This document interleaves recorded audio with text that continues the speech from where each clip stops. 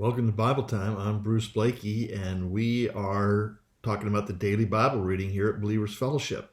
We've been going through the book of Numbers, or in the wilderness, and today we come to Numbers chapter 32.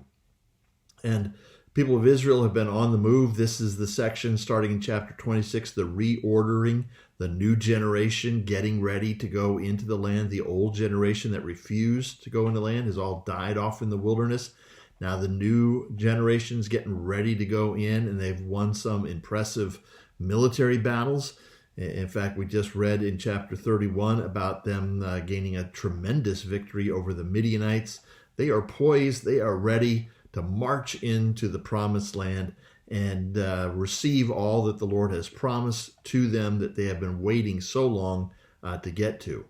But as the chapter starts off, Reuben and Gad show up and say, I don't think we're going to go in to the promised land. We got a lot of livestock, and this land that we just took from the Midianites over here, this is good land for livestock. We'd like to have this land because this land looks really good. They haven't even seen the promised land, but this land looks really good. We want to stay right here.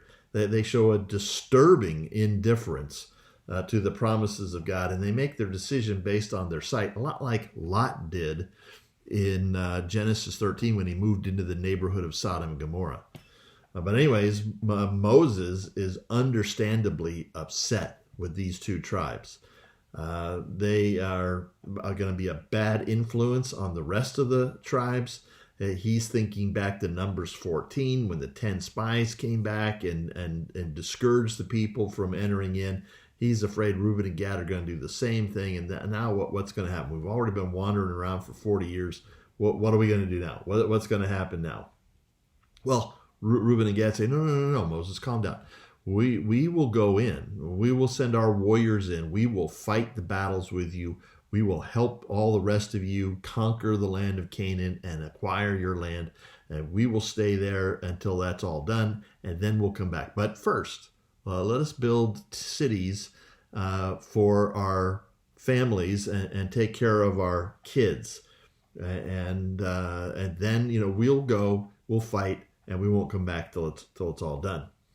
Well, Moses goes along with this, and he says, okay, this is the deal. You've agreed to go in and fight, and you won't come back until you do. That's the deal. And if you don't keep that deal, you are committing a sin. What kind of a sin? Well, the sin of not keeping their vow, which is what we talked about in chapter 30, the importance of keeping your vows. And Moses there adds that famous line, you'll be sinning against the Lord, and be sure your sin will find you out. And so they say, hey, we're good. We're going to do this. And they agree to go in. Now, this was not a wise choice on the part of Reuben and Gad.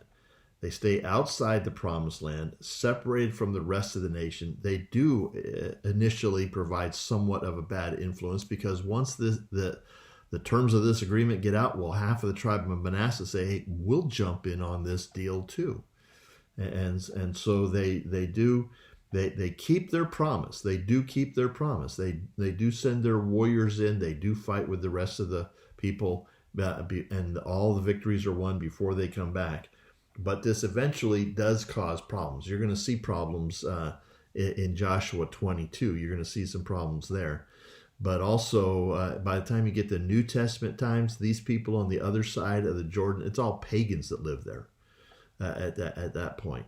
And so it's not a good idea. And here's just some things to think about as you look at a chapter like this.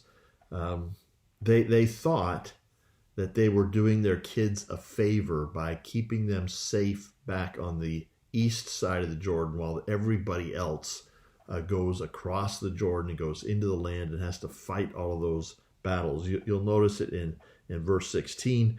We want to build sheepfolds here for our livestock and cities for our little ones.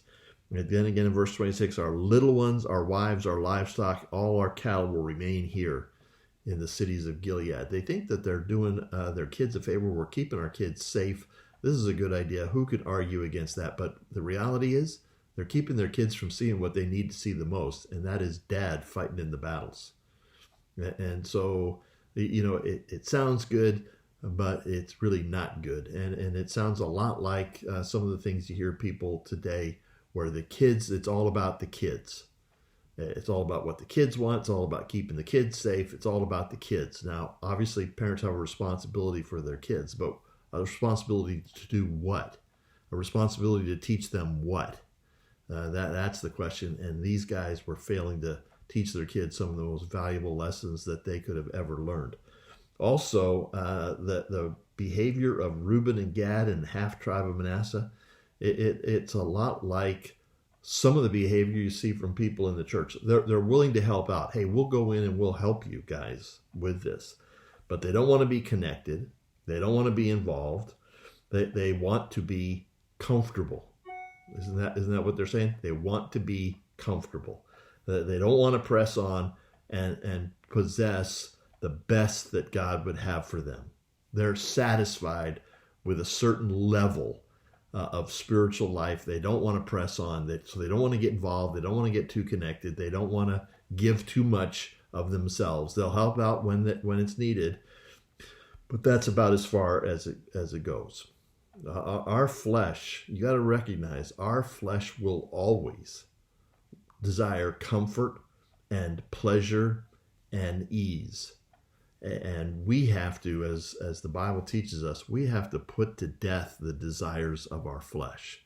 And we have to press on to all that God would have for us.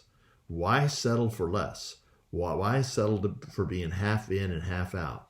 Why settle for that? We need to press on and experience all that the Lord has for us. We want to press on to experience all that the Lord saved us to experience. And we need to be like Joshua and Caleb. Did you see that in the chapter when Moses is saying, hey, you guys are going to be a bad influence just like those 10 spies. And Moses was upset with them. And he reminds them that God said to that generation that none of you are going to enter in except for 2 of you. And that's Caleb and Joshua. And it says at the end of verse 12, for they have wholly followed the Lord. Isn't that what you want on your tombstone? This person wholly followed the Lord. That's what you want. That's what you want at the end of your life. That's what you want your legacy to be to your children. And so we need to learn valuable lessons from here, from what this is doing, what this says about their loyalty to the Lord, their loyalty to the rest of their nation. This is a valuable lesson for us to learn in these days about what are we going to do? Are we going to press on for all that the Lord has for us? Or are we going to settle for something less? Important things to think about, especially in these days when you have time to sit at home and to think about some things some more. And what's going to be different when we come out of this coronavirus crisis? What's going to be different from the way you conducted yourself before? These are good things to think about. This provides a good passage for us to ponder as we think about what the Lord would have us to do. So let's keep thinking about the Word. Let's keep it in the forefront of our minds. Let's encourage each other to follow wholly after the Lord. And we'll see you tomorrow for more Bible time.